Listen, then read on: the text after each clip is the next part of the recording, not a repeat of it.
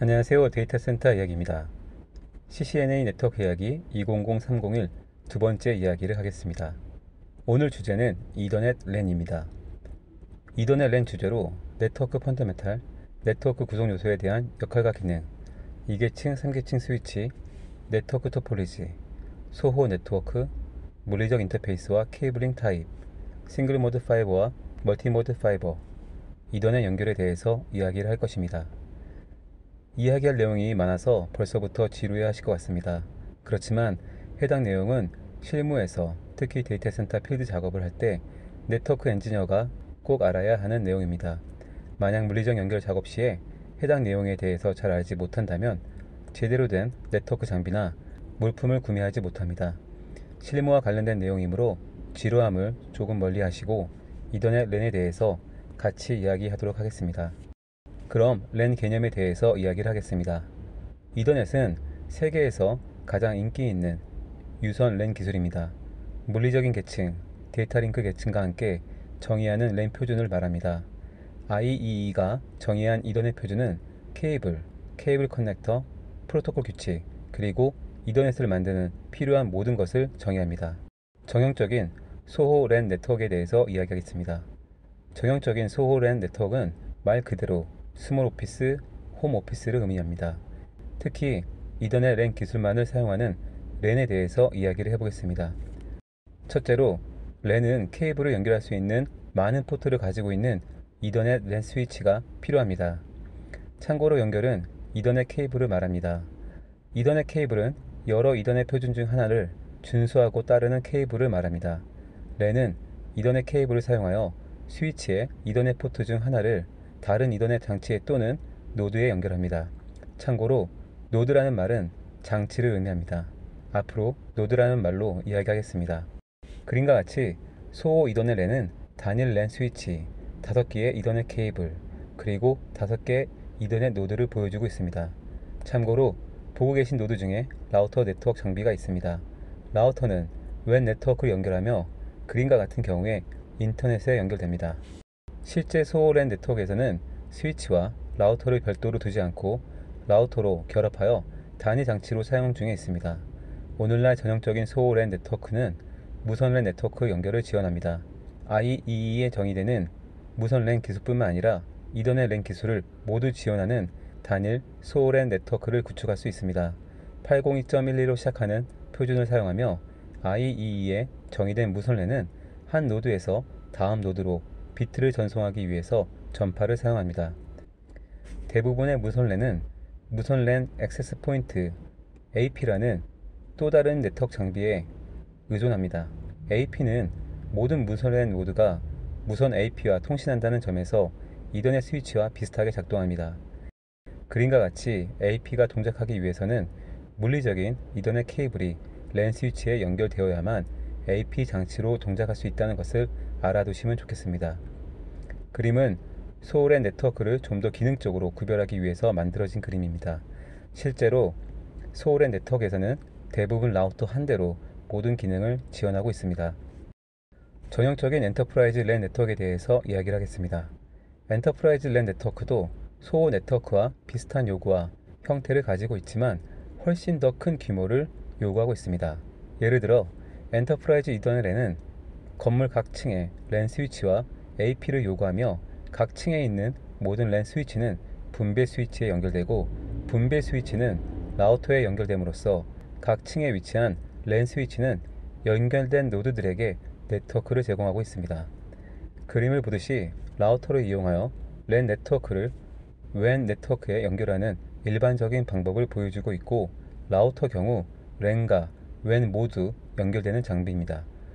랜에 연결하기 위해서 라우터는 그림과 같이 이더넷 랜 인터페이스와 이더넷 케이블을 사용합니다. 우리가 시스코 책을 공부하게 되면 항상 나오는 단어가 있습니다. 즉 캠퍼스 네트워크라는 말이 있습니다. 처음 책을 봤을 때 캠퍼스 네트워크가 무슨 말인지 잘 이해가 되지 않았습니다. 왜냐하면 일반적인 랜 네트워크라고 하면 되는데 왜 캠퍼스 네트워크란 말이 나왔을까라고 생각을 해본 적이 있습니다. 나중에 기회가 되어 시스코를 방문한 적이 있는데 직접 방문을 해보고 시스코 캠퍼스를 보니 왜 랜 네트워크를 이야기할 때 캠퍼스 네트워크라고 하는지 그제서야 알게 되었습니다. 그림과 같이 시스코 건물들이 비슷한 형태 그리고 똑같은 색깔로 여러 군데 퍼져 있는 것을 보실 수 있습니다. 이와 같이 시스코 건물들은 캠퍼스 형태로 분산되어 있습니다. 보통 한국에서는 한 회사가 하나의 빌딩만 사용하고 있는데 시스코 같은 경우 5층 이하의 건물들을 대학 캠퍼스처럼 구축하고 각 부서마다 다른 건물들을 사용하고 있었습니다. 또 참고로 산호세는 지진 때라 5층 이상의 건물들이 생각보다 많지 않습니다. 다운타운 쪽에는 높은 빌딩들이 있긴 하지만 타 지역 다운타운보다 높은 빌딩들이 많이 없습니다. 다양한 이더넷 물리 계층의 표준들에 대해서 이야기를 하겠습니다. 이더넷이란 말은 전체 표준군을 말합니다. 일부 표준은 특정 유형의 케이블링 및 특정 속도의 데이터를 전송하는 방법의 세부 사항을 정의하기도 합니다. 또 다른 표준은 이더넷 노드가 이더넷 랜 일부가 되기 위해 따라야 할 규칙들, 즉 프로토콜을 정의하기도 합니다. 모든 이더넷 표준은 IEE에서 왔으며 표준의 이름의 시작은 802.3이라는 숫자를 포함합니다. 802.3이라는 숫자를 보시면 이 규칙이 그리고 이 표준이 이더넷 표준을 이야기하고 있구나 라고 생각하시면 됩니다. 이더넷은 오랜 역사를 가지고 물리적인 이더넷 링크에 대해 다양한 옵션을 지원하며 오늘날 이더넷은 다양한 종류의 강황 및 구리 케이블링에 대한 많은 표준을 포함하고 있습니다. 예를 들어 이더넷은 초당 10Mbps부터 400Gbps까지 속도를 정의하고 있고 해당 속도별로 사용하는 케이블에 대해서도 종류와 타입, 길이를 정의하고 있습니다. 이와 같이 이더넷은 물리 계층과 데이터 링크 계층, 전반적인 부분에 대해서 표준을 가지고 있기 때문에 네트워크 엔지니어들이 네트워크를 구축할 때 구입하는 물건 및 물품들을 준비하기 위해서는 이더넷에 대해서 잘 알고 계셔야 합니다. IEE는 두 가지 명령 규칙을 사용하며 이더넷 물리 계층 표준을 정의하고 있습니다. 정식 명칭은 802.3부터 시작하고 그 다음에 붙는 전미사 글자에 따라 IEE는 속도와 케이블 타입에 대해 정의하고 있습니다. 표를 보시면서 이야기하겠습니다. 보시듯이 속도와 IEEE 스탠다드 이름, 그리고 IEEE 포멀 이름, 그리고 그에 따른 케이블 타입 및 성능까지 한눈에 보실 수 있습니다. 이와 같이 물품을 구매하고 주문할 때 인포멀 IEEE 표준 이름을 사용하던가 아니면 포멀 IEEE 표준 이름을 사용하게 됩니다. 따라서 이더넷 표준에 대해서는 시험이 아닌 실무를 위해서 좀 더 알아두시면 좋겠습니다. 이더넷 데이터 링크 계층을 이용한 모든 링크의 일관성 있는 동작에 대해서 이야기를 하겠습니다. 이더넷은 많은 물리 계층 표준이 포함되어 있지만 이더넷은 모든 유형의 이더넷 물리 계층에 대해 동일한 네트워크, 동일한 데이터 링크 계층 표준을 사용하기 때문에 단일 랜 기술처럼 작동됩니다. 이더넷 헤더와 트레일러라는 형태로 정의된 데이터 링크를 사용하기 때문에 단일 랜 기술처럼 동작한다고 이야기할 수 있겠습니다. 데이터가 UTP 케이블 또는 어떤 종류의 섬유 케이블을 통해서 흐를지 여부와 속도와 상관없이 데이터 링크 헤더와 트레일러라는 형태로 데이터 링크가 동작하기 때문에 헤더와 트레일러 안에 있는 데이터가 서로 다른 표준을 가지고 있다 하더라도 하나의 단일 랜 기술처럼 작동한다 라고 말할 수 있습니다. 물리 계층 표준은 케이블을 통해 비트로 전송하는데 초점이 맞추어져 있습니다. 이더넷 데이터 링크 프로토콜은 소스에서 대상 이더넷 노드로 이더넷 프레임을 전송하는 데 초점을 맞추고 있습니다. 데이터 링크 관점에서 노드는 프레임을 구축하고 포워딩한다 라고 이야기할 수 있습니다. 여기에서 프레임에 대해서 좀 더 이야기를 하겠습니다.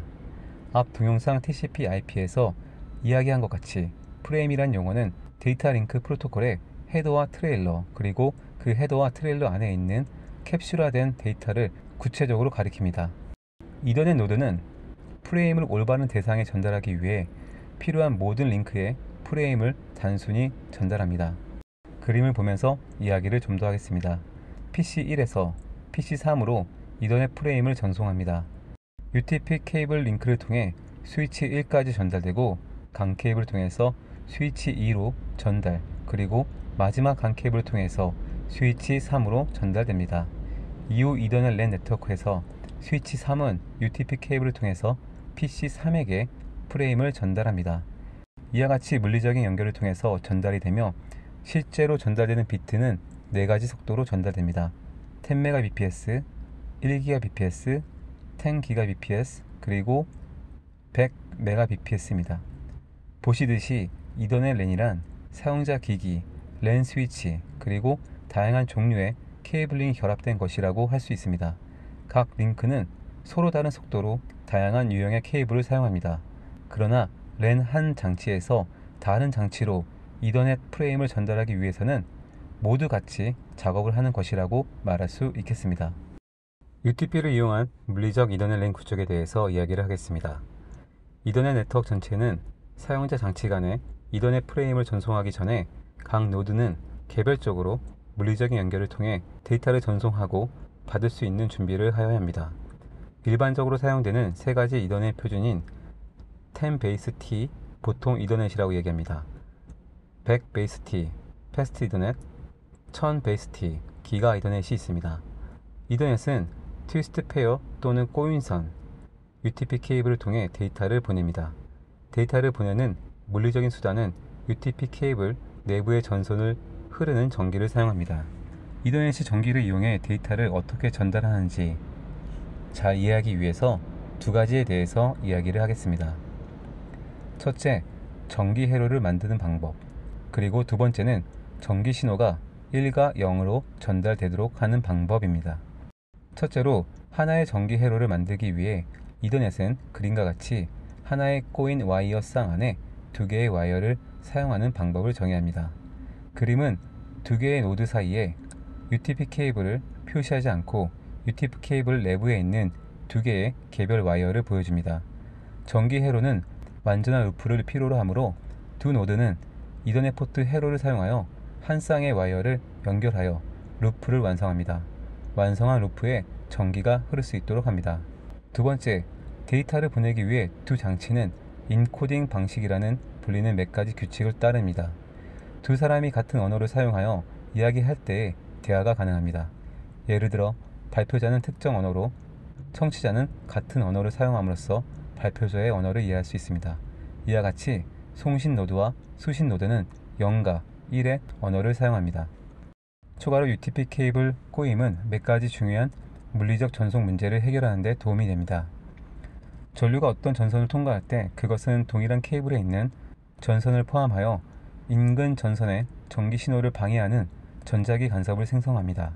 이와 같이 케이블 꼬임을 하게 되면 대부분의 전자기 간섭이 취소가 되므로 구리 와이어를 사용하는 대부분의 네트워킹 물리적인 링크는 꼬임선을 사용하게 되는 것입니다. UTP 이더넷 링크 하나하나 분리해서 이야기를 하겠습니다. 이더넷 링크란 2 이더넷 노드 사이에 물리적인 케이블을 연결한다 라고 합니다.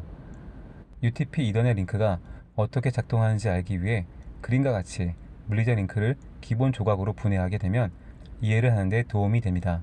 케이블 자체, 케이블 커넥터, 그리고 커넥터가 삽입되는 장치의 포트. 첫째, UTP 케이블에는 구리선이 몇 개 있는데 꼬임쌍으로 분류합니다. 10BASE-T, 100BASE-T 표준은 2개의 쌍이 필요하며 1000BASE-T는 4개의 쌍이 필요합니다. 각 와이어는 컬러 코딩된 플라스틱 코딩을 가집니다. 많은 이더넷 UTP 케이블은 RJ45 커넥트를 사용합니다. RJ45는 8개의 와이어가 삽입되는 물리적인 위치에 있습니다. 물리적 링크를 완료하려면 케이블 RJ45 커넥터와 일치하는 RJ45 이더넷 포트가 필요하며 케이블 끝의 커넥터가 각 노드에 연결할 수 있습니다. 시스템 자체에 내장될 수 있는 네트워크 인터페이스 카드의 일부로 RJ45 이더넷 포트를 포함하며 스위치는 일반적으로 사용자 장치에 이더넷 랜에 연결할 수 있는 장소를 제공하기에 많은 RJ45 포트를 가지고 있습니다. 마지막으로 소호 네트워크의 UTP 케이블링이 RJ45가 일반적일 수 있으나 엔터프라이즈 네트워크나 프로덕션 네트워크에서는 강 케이블을 많이 사용합니다.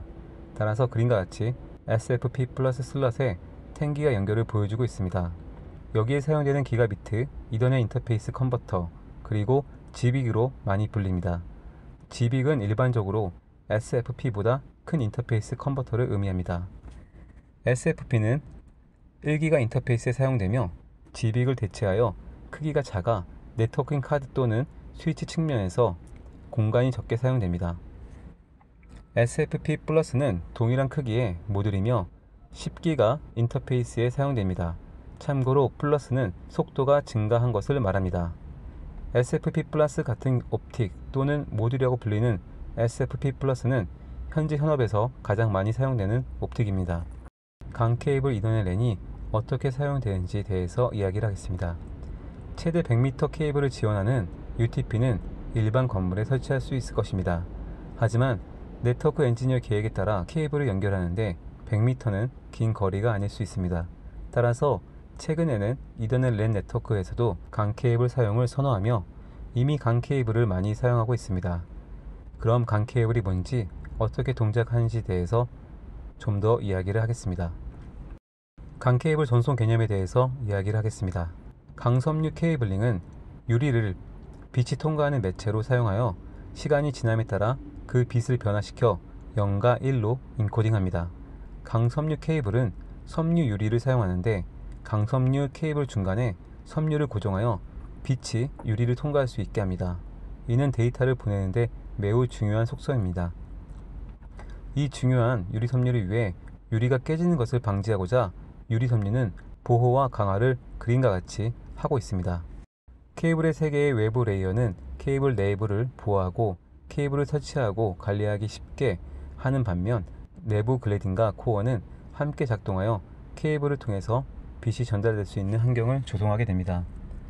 강송신기라고 불리는 강원은 코어에 빛을 비춥니다.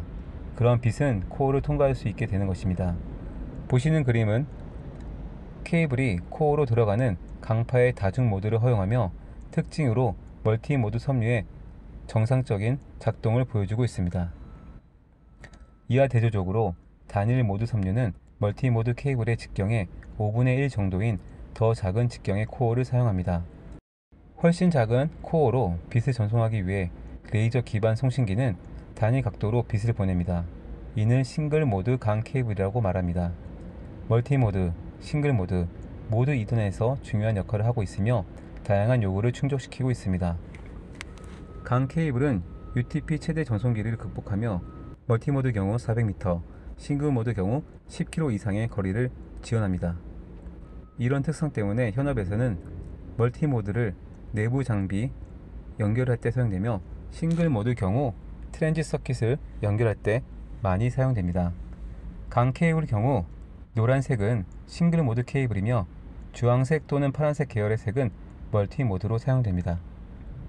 아래 표를 보고 강 케이블이 지원한 가능한 거리를 좀 더 구체적으로 알아보겠습니다. 표와 같이 타입에 따른 길이를 보실 수 있습니다. 현업에서는 10G 베이스 S 멀티 모드, 10G 베이스 LR 싱글 모드를 많이 사용합니다. 이더넷 네트워크에서 데이터 전송에 대해서 이야기를 하겠습니다. 물리계층 표준은 상당히 다양합니다. 하지만 이미 말씀드린 것 같이 물리적 이더넷 링크 유형에 관계없이 동일하게 작동합니다. 오늘 이야기의 마지막 주제인 링크 유형에 관계없이 이더넷이 사용하는 여러 프로토콜과 규칙을 이야기하겠습니다. 특히 이더넷 데이터 링크 계층 프로토콜의 세부 사항과 이더넷 노드, 스위치 및 허브가 이더넷 랜을 통해 이더넷 프레임을 전달하는 방법에 대해서 이야기를 하겠습니다. 이더넷 프로토콜 제품군의 가장 중요한 장점은 이러한 프로토콜이 동일한 데이터 링크 표준을 사용한다는 것입니다. 사실 데이터 링크 표준의 핵심은 이더넷 표준으로 거슬러 올라갑니다. 이더넷 데이터 링크 프로토콜은 이더넷 프레임을 정의하며 전면에 이더넷 헤더, 중간에 캡슐화된 데이터 끝에 이더넷 트레일러가 있습니다. 이더넷은 실제로 헤더에 대한 몇 가지 대체 형식을 정의하고 보시는 그림과 같이 프레임 형식을 오늘날 일반적으로 사용하고 있습니다. IEEE 802.3 사양의 802.3 프레임 데이터 부분을 최소 46바이트에서 최대 1500바이트로 제한합니다. 최대 전송 유닛, 즉 MTU라는 용어는 매체를 통해 최대로 전송할 수 있는 최대 레이어 3의 패킷을 정의합니다. 레이어 3 패킷은 데이터 부분이기 때문에 1500바이트는 이더넷에서 허용되는 가장 큰 IP MTU입니다. IEEE 802.3 이더넷 헤더 그리고 트레일러 필드에 대해서 이야기를 하겠습니다. 해당 표에서 보여주는 것 같이 여러 필드가 있고 각 필드가 하는 역할에 대해서 알아두시면 좋겠습니다. 특히 프레임에서 데스티네이션 맥 주소와 소스 맥 주소는 프레임이 전송하고 수신하는 데 큰 역할을 하고 있습니다. 이더 타입은 상위 계층에 프로토콜 정보를 필드에 넣어 어떤 프로토콜로 전달되는지 정보를 넣습니다. 이와 같이 프레임에 있는 각 필드들은 각각의 역할을 수행하게 됩니다. 이더넷 주소 지정에 대해서 이야기를 하겠습니다. 프레임의 소스 및 목적지 주소 필드는 이더넷 랜이 작동하는 방식에 큰 역할을 합니다. 송신 장비 자신의 주소를 소스 주소 필드에, 목적지 대상 주소를 목적지 주소로 배치합니다. 송신자는 이더넷 랜 네트워크가 자신이 보내는 프레임을 올바른 목적지로 전달할 것을 예상하며 프레임을 전송합니다. 미디어 액세스 제어 주소라고 불리는 맥 주소는 6바이트 길이를 가지고 있습니다. 편의상 대부분의 컴퓨터는 맥 주소를 12자리 16진수로 나열합니다. 대부분의 맥 주소는 단일 릭 또는 기타 이더넷 포트를 나타내므로 이러한 주소를 종종 유니캐스트 이더넷 주소라고 합니다. 유니캐스트란 용어는 랜의 하나의 인터페이스 주소를 의미합니다. 데이터를 대상 유니캐스트 맥 주소로 전체적인 작동은 잘 동작하겠지만 모든 유니캐스트 맥 주소가 고유한 경우에 작동하게 됩니다. 만약 두 니카드가 같은 맥 주소를 사용한다면 혼란을 일으킬 수 있습니다. 이와 같은 문제를 해결하기 위해서 제조사는 이더넷 장치에 보편적으로 고유한 맥 주소가 할당됩니다. 제조업체가 이더넷 제품을 만들 수 있기 전에 IEE에 조직적으로 고유한 식별자 OUI라고 불리는 3바이트 코드를 요청해야 하며 나머지 3바이트 주소는 제조업체가 고유한 값을 할당하게 됩니다. 이런 방법으로 니카드에 맥에 대해 고유한 주소를 가질 수 있도록 하고 있습니다. 이더넷 주소 지정에 대해서 좀 더 알아야 할 것이 있습니다. 그것은 바로 그룹 주소를 알아야 합니다. 그룹 주소는 하나 이상의 랜 인터페이스 카드를 식별합니다. 그룹 주소로 전송된 프레임은 작은 네트워크의 부분적인 장치 세트 또는 랜 네트워크에 있는 모든 장치로 전달될 수 있습니다. 실제로 IEE는 이더넷에 대한 두 가지 일반적인 주소를 정의하고 있습니다. 첫째, 브로드캐스트 주소. 해당 주소로 전송되는 프레임은 이더넷 랜 모든 장치에 전달되어야 합니다. 주소는 FFF, FFF, FFF로 되어 있습니다. 두 번째는 멀티캐스트 주소입니다. 멀티캐스트 이더넷 주소로 전송된 프레임은 특정 멀티캐스트 주소로 전송된 프레임을 수신할 수 있도록 자원하는 랜 장치의 네트워크로 전달됩니다. 표에서 맥, 유니캐스트, 브로드캐스트, 멀티캐스트에 대해서 좀 더 관심을 가지고 내용을 알고 계시면 좋을 것 같습니다. 이더넷 유형 필드를 이용하여 네트워크 계층 프로토콜을 식별하는 방법에 대해서 이야기를 하겠습니다. 이더넷 헤더의 주소 필드는 이더넷 랜에서 중요한 역할을 하고 있습니다. 반면 이더넷 타입 필드는 이보다 중요한 역할을 하고 있지는 않습니다. 이더넷 타입 필드는 또는 이더 타입은 이더넷 데이터 링크 계층 헤더에 있지만 필드의 목적은 라우터 및 호스트에게 네트워크를 처리하는 데 돕는 데 사용됩니다. 기본적으로 유형 필드는 이더넷 프레임 내부에 위치하며 네트워크 계층 패킷의 유형을 식별하게 됩니다. 먼저 그림에 이더넷 타입 필드를 눈으로 봐주시면 좋겠습니다. 이더넷 타입 필드는 상위 계층, 상위 네트워크 계층 프로토콜을 정의하고 있습니다. 일반적으로 네트워크 계층 프로토콜에 의해 생성된 네트워크 계층 패킷을 네트워크 일부 장치에 보관합니다. 해당되는 프로토콜은 IBM의 SNA, 노벨의 넷웨어, 디지털 이퀴먼트 코퍼레이션의 DCnet, 애플 컴퓨터의 애플톡 등이 포함되어 있습니다.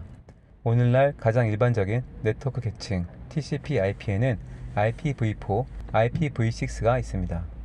원래 호스트는 이더넷 프레임 내에 캡슐화된 패킷이 패킷 유형을 식별하기 위해 16진수 값을 삽입할 장소를 갖고 있습니다.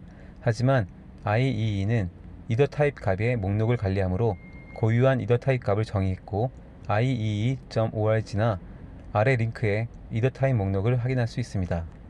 에러 디텍션에 사용되는 FCS에 대해서 알아보겠습니다. 이더넷 프레임에 FCS 필드, 즉 에러 디텍션 필드가 있습니다. 이더넷은 노드가 이더넷 링크를 건너면서 프레임 비트가 변경되었는지 여부를 파악하는 방법을 정의합니다. 일반적으로 비트의 변경은 정기적 간섭이나 잘못된 닉 동작으로 비트가 변경될 수 있습니다. 이더넷 대부분의 데이터 링크 프로토콜과 마찬가지로 오류 탐지를 위해 데이터 링크 트레일러 필드를 사용합니다. 이더넷 트레일러의 유일한 필드인 이더넷 프레임 체크 시퀀스 필드는 수신 노드의 송신자와 결과를 비교할 수 있는 방법을 제공하며 프레임에 오류가 발생했는지 여부를 발견합니다. 보낸 사람은 전송하기 전에 프레임에 수학 공식을 적용하여 공식의 결과를 FCS 필드에 저장합니다. 수신기는 수신된 프레임을 동일한 수학식을 적용하고 이후 다음 수신기는 자신의 결과를 발신자와 결과를 비교합니다. 결과가 동일하면 프레임이 변경되지 않은 것을 알고 그렇지 않고 오류가 발생한다면 수신기는 프레임을 폐기합니다. 여기서 오류 검출은 오류를 복구한다는 의미가 아닙니다. 이더넷은 오류가 있는 패킷을 폐기하지 손실된 프레임을 복구하려고 시도하지 않습니다. 다른 프로토콜, 즉 TCP는 손실된 데이터를 인식하고 데이터를 다시 전송함으로써 손실된 데이터를 복구합니다. 이 차이점에 대해서는 꼭 알아두시면 좋겠습니다. 스위치 및 허브로 전송되는 이더넷 프레임에 대해서 이야기하겠습니다. 우선 허브와 스위치 동작은 동일하지 않습니다. 기본적으로 스위치는 풀 디플렉스 동작으로 허브보다 훨씬 빠르게 동작합니다. 그럼 허브와 스위치 동작에 대해서 자세히 알아보겠습니다. 풀 디플렉스를 이용한 이더넷 랜 전송을 이야기하겠습니다. 그림과 같이 단계를 확인해 보겠습니다. 스텝 1. PC1은 소스 주체로 자체 맥 주소를 사용하고 대상 주소로 PC2 맥 주소를 사용하여 원래 이더넷 프레임을 만들고 보냅니다. 스텝 2. 스위치 1은 수신한 이더넷 프레임을 기가 이더넷 0/1 인터페이스에 연결된 스위치 2에 포워딩을 합니다. 스텝 3. 스위치 2에서는 이더넷 프레임을 수신하고 패스 인터넷 0/2로 내용을 전송합니다. 스텝 4는 PC2는 프레임을 수신하고 목적지 맥 주소를 인식하며 프레임을 처리하게 되는 것입니다. 그림의 이더넷 네트워크는 각 링크에서 풀 디플렉스를 사용하고 있지만 어떻게 하프 디플렉스와 풀 디플렉스가 다른지 보여주고 있지 않습니다. 하프 디플렉스가 어떻게 동작하는지 확인함으로써 어떤 차이가 있는지 알아보겠습니다. 그럼 이더넷 랜 네트워크에 허브가 있는 하프 디플렉스를 사용하는 네트워크를 보시겠습니다. 먼저 허브를 이해하기 위해서 허브에 대해서 간단히 알아보겠습니다. IEE가 1990년대에 10BASET를 처음 도입했을 때 이더넷 스위치는 존재하지 않았습니다. 대신 네트워크는 랜 허브라고 불리는 장치를 사용했고 스위치와 마찬가지로 랜 허브는 PC의 링크를 연결하는 장소로 여러 RJ45 포트를 제공했습니다. 그러나 허브는 데이터를 전달하기 위해 다른 규칙을 사용했습니다.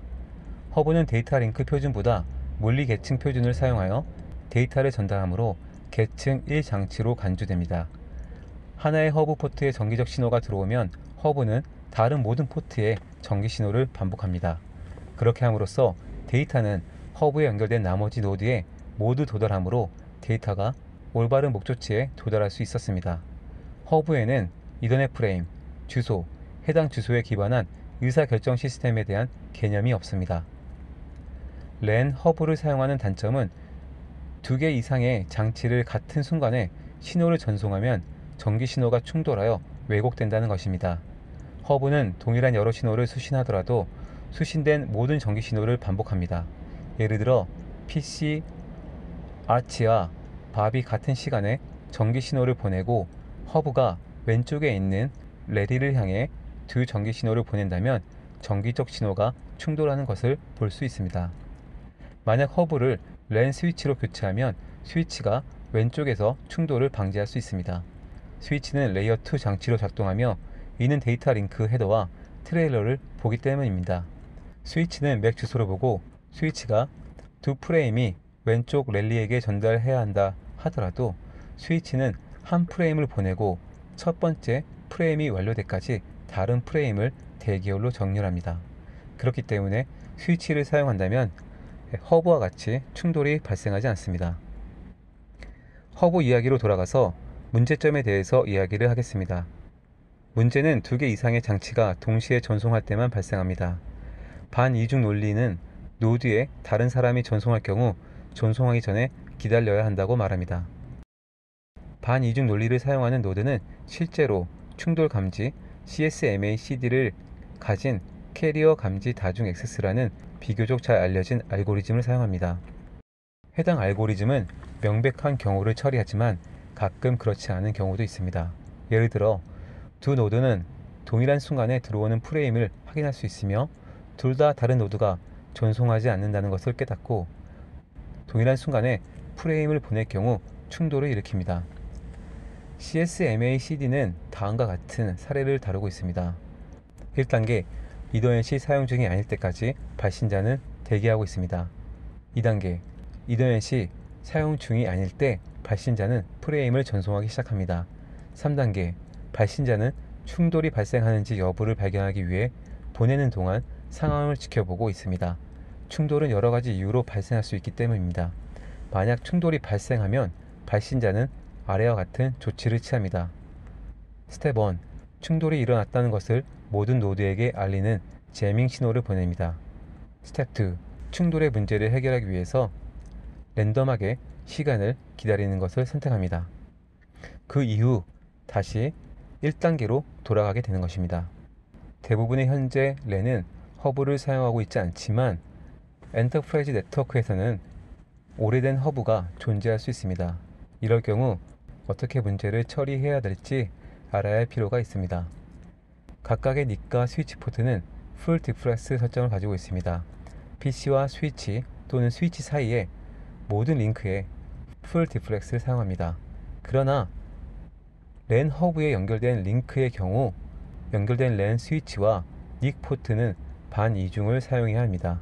허브 자체가 하프 디플렉스를 사용하기 때문입니다.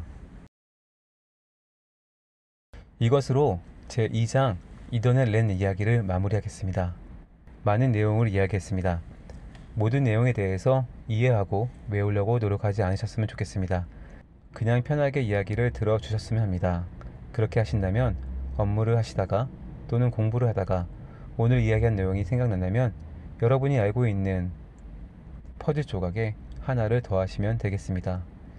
그렇게 하신다면 나중에 네트워크란 큰 그림을 그릴 수 있을 것이라고 생각됩니다. 다음 내용으로는 WAN 네트워크와 IP 라우팅에 대해서 이야기하도록 하겠습니다. 오늘 내용이 도움이 되셨다면 좋아요와 구독 부탁드립니다. 행복한 하루 되시길 바랍니다. 감사합니다.